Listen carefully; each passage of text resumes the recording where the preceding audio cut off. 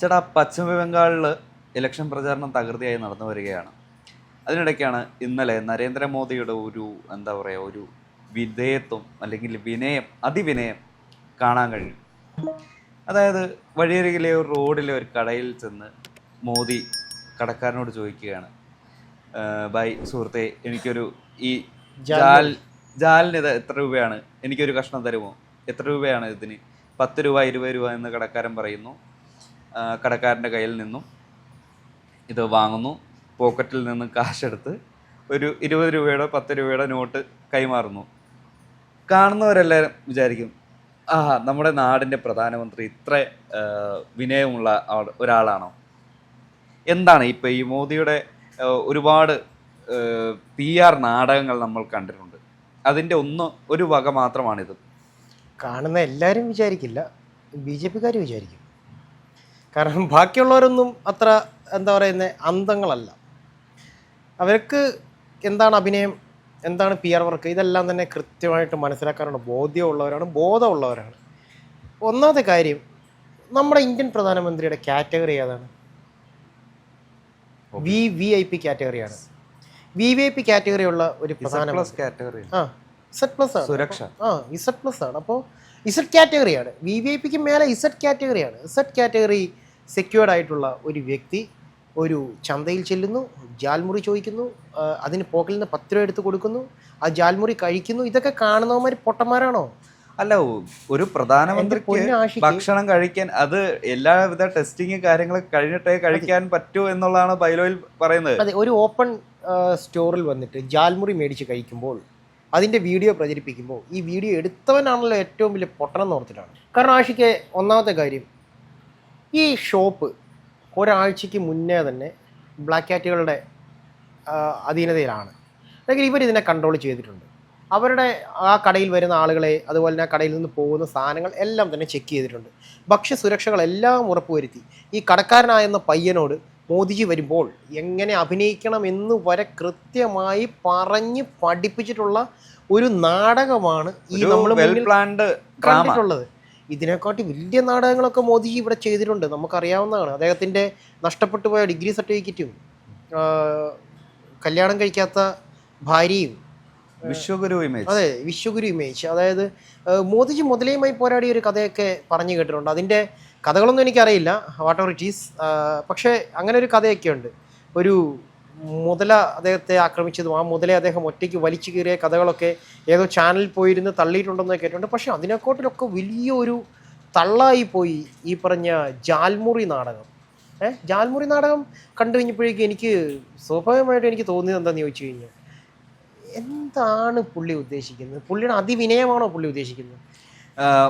ഇത് പറഞ്ഞപ്പോഴാണ് എനിക്ക് മറ്റൊരു കാര്യം ഓർമ്മ വരുന്നത്. ഇപ്പോൾ തിരുവനന്തപുരം കോർപ്പറേഷൻ BJP പിടിച്ചടക്കി. 15 ദിവസത്തിനുള്ളിൽ നരേന്ദ്രമോദി വരുന്നു. നരേന്ദ്രമോദി വന്ന് ജനങ്ങളെ അഭിസംബോധന ചെയ്തു, സംസാരിക്കുന്നു. അതിനിടയ്ക്ക് ഒരു ചെറിയൊരു കുട്ടി ജനക്കൂട്ടത്തിനിടയ്ക്ക് മോദിയുടെ വരച്ച ഒരു പെയിൻറ്റിങ് ഉയർത്തി കാണിക്കുന്നു. അപ്പോൾ SPG ഉദ്യോഗസ്ഥരോട് പറയണം, ആ കുട്ടിയുടെ ചിത്രം വാങ്ങിച്ചുകൊണ്ട് വരൂ, ആ കുട്ടിയുടെ അഡ്രസ്സും ഫോൺ നമ്പറും കാര്യങ്ങളും എല്ലാം ആ ചിത്രത്തിന് പിന്നിൽ എഴുതൂ, ഞാൻ ഉടനെ കോണ്ടാക്ട് ചെയ്യുന്നതാണ് എന്നൊക്കെ പറഞ്ഞ് ഒരു ഡ്രാമ നടത്തിയിരുന്നു. ഇതേ ഡ്രാമ ഇദ്ദേഹം മുമ്പ് പോയ മറ്റ് സംസ്ഥാനങ്ങളിൽ നടത്തിയിട്ടുണ്ട്. പക്ഷേ കേരളത്തിൽ മാത്രം വന്നപ്പോൾ എന്തോ ചീറ്റിപ്പോയി. അത് മറ്റ് സംസ്ഥാനങ്ങളിൽ ചെയ്തിട്ടുള്ള ഡ്രാമ അത് കുത്തിപ്പൊക്കി മലയാളികൾ അത് സോഷ്യൽ മീഡിയ മുഴുവൻ അതങ്ങ് ഇദ്ദേഹത്തിൻ്റെ ഡ്രാമ പൊളിച്ചടുക്കി എന്നുള്ളതാണ് മറ്റൊരു സത്യം.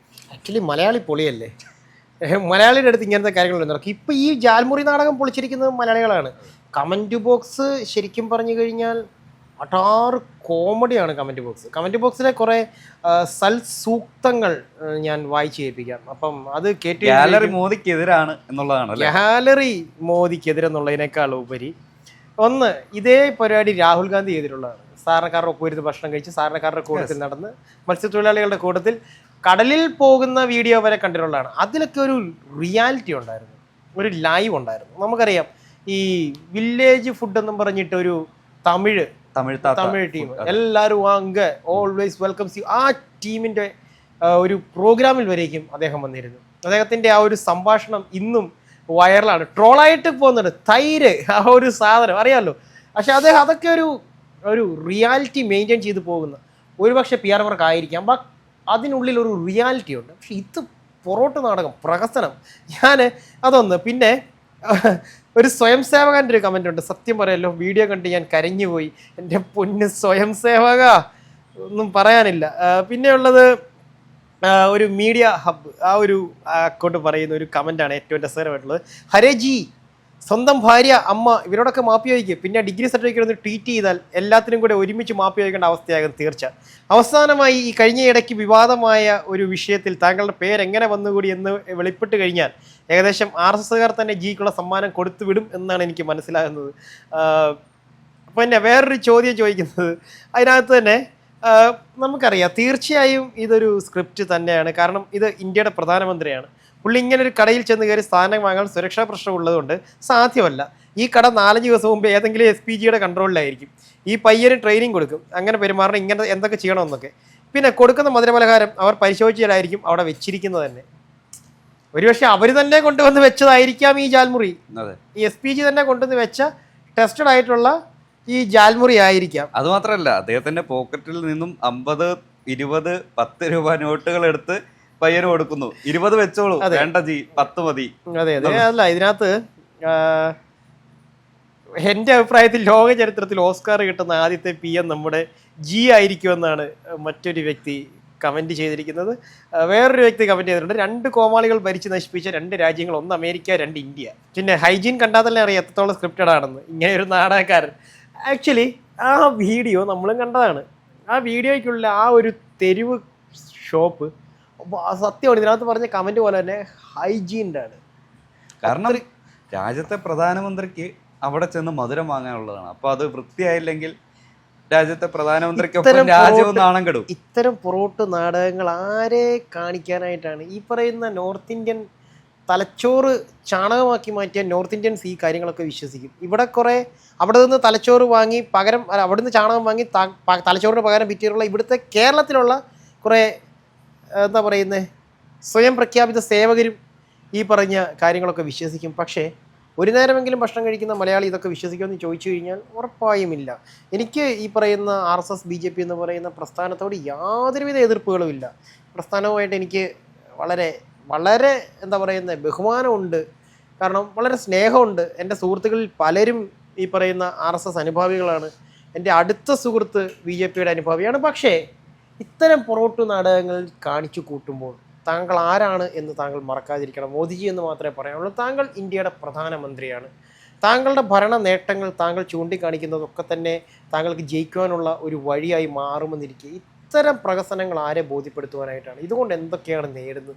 സ്വയം ഒരു കോട്ടിട്ട കോമാളിയായി മാറാതിരിക്കുകയല്ലേ പ്രധാനമന്ത്രി ചെയ്യേണ്ടത്?